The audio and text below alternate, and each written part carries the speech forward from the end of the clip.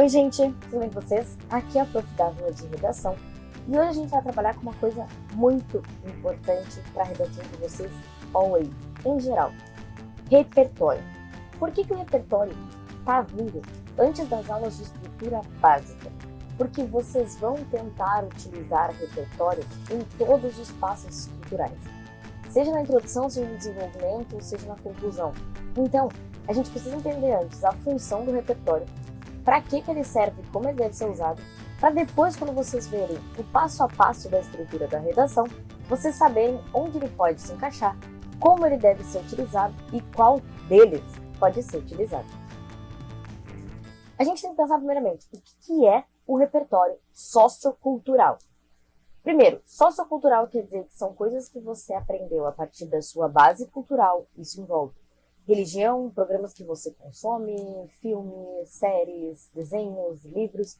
Isso envolve também o conhecimento coletivo social, as coisas que você aprende por uma base de convivência. Então a gente sempre tem que pensar que por mais que a gente aprenda na escola de uma forma meio regrada, que repertório é filósofo e coisas que a gente tira de outras matérias, intertextualidade com outras matérias, não necessariamente. Quer dizer, arte seria uma matéria, né? Mas vocês não precisam pensar que vocês precisam usar um termo da biologia lá que o Prof. Giba ensinou. E daí do nada vocês estão tentando colocar uma lei do Lavoisier no meio da redação. Não precisa ser isso. Pode ser simplesmente um programa de TV que vocês assistem. Pode ser uma série que vocês adoram no Netflix, gastando um tempinho ali enquanto vocês estão relaxando dos estudos. Pode ser um livro que tu leu que é mais bobinho, entre aspas, nenhum dos livros são bobos. Mas não seja um livro tão acadêmico ou com um viés tão escolar. O Machado de Assis tem o mesmo peso que a J.K. Rowling, se bem utilizado na redação. Então a gente tem que pensar, o repertório é tudo que nos constitui como pessoa, aquelas coisas que nos trazem bagagem. Ponto importante. A URGS aceita como bagagem as tuas experiências de vida. Como assim as tuas experiências de vida? Isso significa que o que você viveu, vive, as suas experiências pessoais são válidas como repertório. A menos que lá, na proposta, esteja escrito impessoalidade, que você não se posicione pessoalmente, vocês podem usar as coisas que aconteceram na vida de vocês, no dia a dia de vocês. Vocês podem utilizar isso. Vocês podem utilizar, aconteceu comigo uma vez. É totalmente plausível. O Enem não deixa isso, tá? O Enem precisa de uma base mais teórica, mais legítima. A URGS aceita esses repertórios mais pessoais. Para que ele serve? O repertório serve para que vocês mostrem para mim que as opiniões de vocês não são únicas e exclusivamente de vocês. Não são coisas que vocês tiraram da voz da cabeça de vocês. Não foi uma reunião dos divertidamente. Vocês têm uma base de onde aquilo saiu.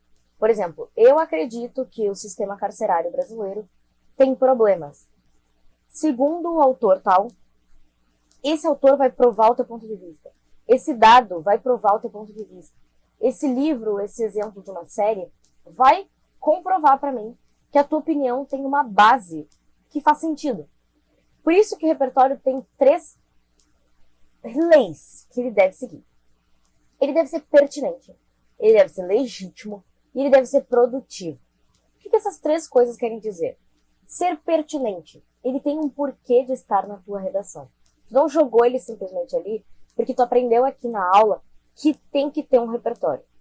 Ele é legítimo. Significa que ele pode ser comprovado, que não foi uma invenção e que ele tem uma base de existência. E ele tem que ser produtivo. Ele tem que agregar no teu desenvolvimento. Ele tem que agregar no desenvolvimento da tua informação. Então vamos lá. Pertinente.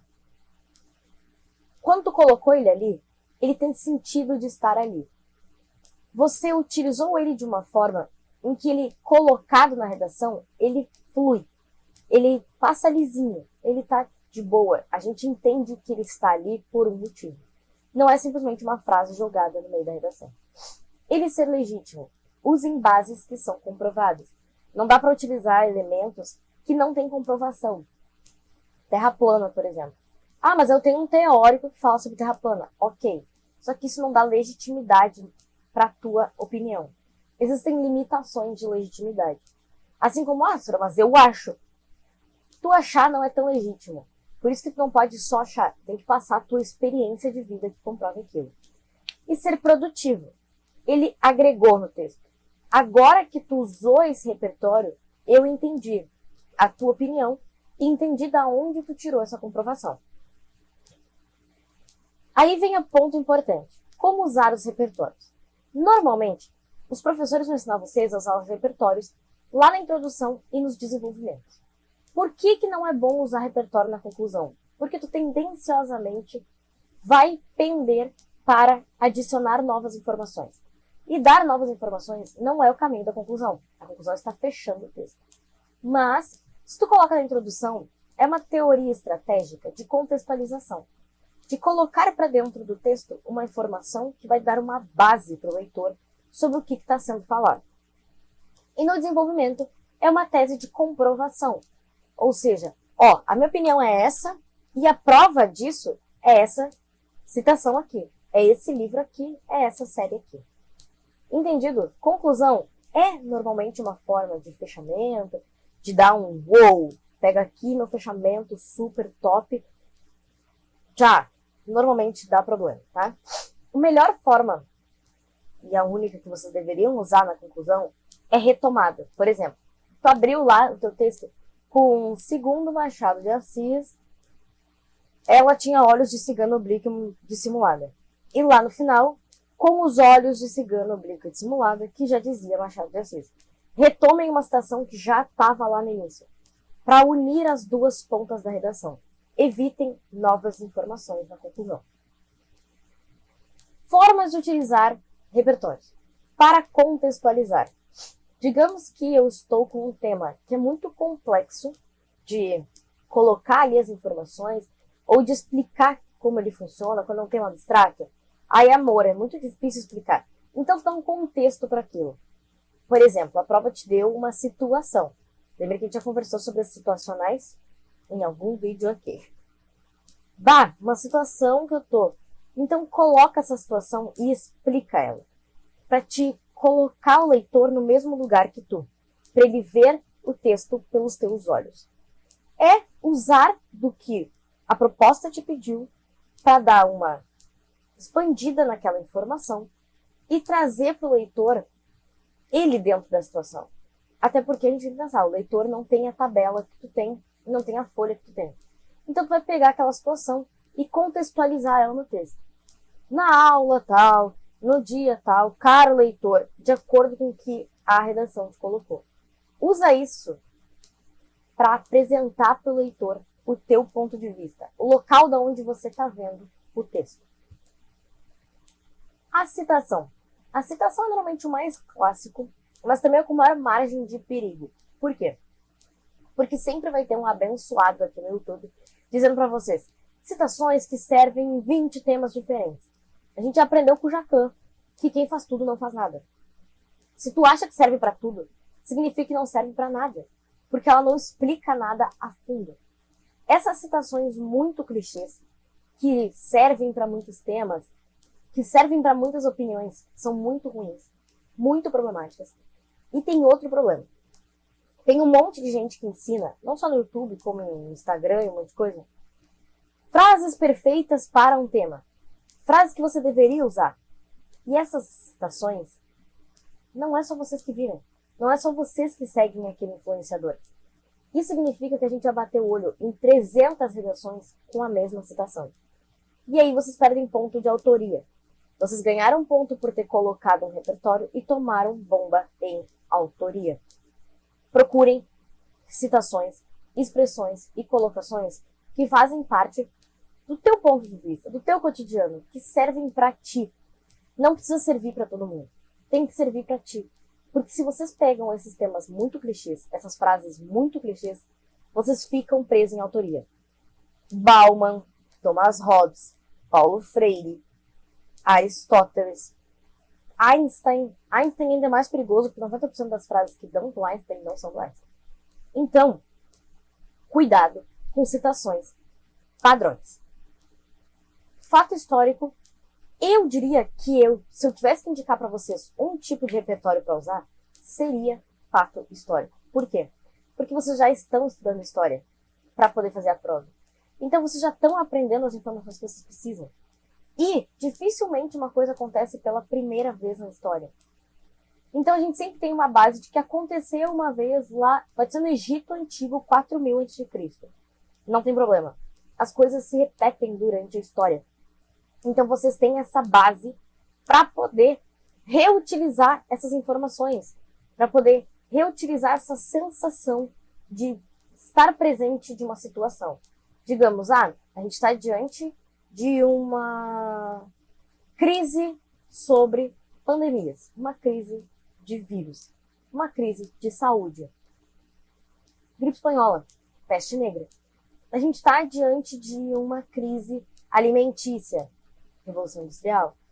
Existem diversos acontecimentos que se repetem durante a história. E outra coisa, aqui também tem que ter cuidado dos fatos históricos clichês. Revolução Francesa, Revolução Industrial, Era Vargas, são fatos históricos que se repetem muitas vezes. Cuidado para não perderem ponto por autoria. Mas sempre lembrem, vocês já estão estudando história. Existe alguma coisa que o prof de história falou e que ficou na cabeça de vocês que vocês podem usar. Antítese. É perigoso, mas é muito eficiente. Ou seja, o Brasil está vivendo uma crise sobre a pandemia do coronavírus devido ao despreparo da população para lidar com essa situação. Todavia, vemos a Nova Zelândia lidando super bem com essa situação, hoje já tendo, há mais de 3 semanas, casos zero. É apresentar a sua situação e alguém que está vivendo a situação contrária. Então, no Brasil morrem muitas pessoas em acidentes de carro. Na Holanda, temos menos de um caso por mês. Eu estou inventando esses dados, tá, gente? Mas pensem nisso. Aqui vivemos uma coisa, lá vivemos outra. Eu penso dessa forma, o autor pensa de outra. Usar a antítese para discordar do autor é muito eficaz. O autor acredita que todos os jovens são irresponsáveis. Eu, todavia, discordo totalmente. Fechado? Antítese é literalmente apresenta um ponto de vista e escolhe alguém ou algum lugar que seja totalmente oposto. Dados e estatísticas são bons, mas são perigosos. Dados e estatísticas são ótimos para ilustrar principalmente contextos sociais. Ou seja, no Brasil, 30% das pessoas ainda não recebem um salário mínimo por mês. 30%. Eu consigo ter uma noção. Eu pego a matemática e divido esses 30%. Tiro esses 30%. Porém, se vocês inventam um dado, ou se vocês lembram de um dado errado, isso torna discrepante a redação. O corretor vai procurar todos os dados de vocês? Não. Só que o corretor tem uma base sobre o assunto. Ele já sabe o que vai cair, então ele tem uma base sobre o assunto. Aí, se eu, como corretor, sei que são 30%, e tu foi lá e botou 70%, a distância é muito grande. Significa que alguma coisa está errada. Ele não vai precisar pesquisar se a tua fonte está errada. Ele sabe que a distância é muito grande. Então, não lembra, inventa perto. Se quer inventar, inventa perto. Vai lá na tua proposta e procura o que a redação te deu e fica perto. Não inventa dado longo. Não dá autoria para pessoas e entidades que não existem. E, principalmente, cuidado com a forma como vocês lembram de um dado. Eu lembro com certeza que eu li essa matéria. Com certeza mesmo? Cuidado. Porque se os dados destoam muito longamente, vai dar problema. Usar a Constituição é uma das coisas que a gente gosta muito, porque existem fatores institucionais que são padrões, e existem coisas que a gente sabe que, com muita obviedade, vão estar na Constituição. A gente sabe que não é certo matar. Então, em algum lugar da Constituição, é proibido matar. A gente sabe que é proibido roubar. A gente não sabe o artigo, mas é uma coisa óbvia. Então, provavelmente está lá. Porém, também tem um monte de coisa que tá na Constituição que não tem sentido nenhum. Tipo, gritar com baleia. É crime no Brasil. Porém, é isso que vocês têm que fazer. Pensar. Óbvio que tá lá? Óbvio que tá lá. Então, segundo a Constituição de 1988, é proibido matar. Mas não vai dizer pra mim. Segundo a Constituição de 88, artigo 5º, parágrafo 4º, se tu não sabe parágrafo, linha, artigo, não diz para mim. Não inventem Constituição. Constituição, o corretor vai ir atrás. Porque Constituição é carta magna. Constituição é um documento. Não tem erro. Ou tá lá, ou não tá. E a gente tem parágrafo, linha, inciso. A gente tem exatamente onde procurar. Não é que nem o teu dado que eu vou ter que procurar a matéria. Eu só preciso abrir o site da Constituição e jogar o número do artigo. Então não inventa artigo. De jeito nenhum. É proibido. Pelo amor de Deus, vamos combinar. Inventem dado, inventem citação, mas não inventa artigo. Diz, segundo a Constituição, é proibido matar. Segundo a Constituição, está na Constituição do Brasil que roubar não é bom. Faz uma paráfrase bonitinha, bem feita, dentro da ordem. Não coloca artigos, incisos e parágrafos que vocês desconhecem. Porque aqui é um documento legal. Vocês não podem colocar incisos num documento. Palavra na boca de gente morta, tudo bem. Inciso em um documento, não dá. Encerrando, a gente tem por definição, que é normalmente quando dá aquele branco na hora da prova. O que significa, Isa? Significa assim, vocês vão lá, chegam na prova e o tema é, para você, o que é música boa? Para você, o que é estética? Simbolize o que é ética. E a gente para e pensa, e agora? É uma coisa super abstrata, uma coisa que eu não tenho ideia do que fazer. Vai lá e define. Como dicionário, é literalmente isso. Segundo o dicionário, Hawais, ou define-se por ética, tal e tal e tal coisa. Usa a definição clara mesmo. Porque daí é uma forma de tu encaminhar até mesmo as tuas ideias. Tu pode discordar e concordar com aquilo, entende? Fazer por antítese, aproveitar a definição e te posicionar. Porque normalmente é muito difícil a gente achar um caminho em temas muito abertos. Óbvio que o prof de filosofia pode ajudar muita gente aqui nisso, mas é muito complicado para nós tentar significar algo que não tem significado. Então a definição está aí para isso.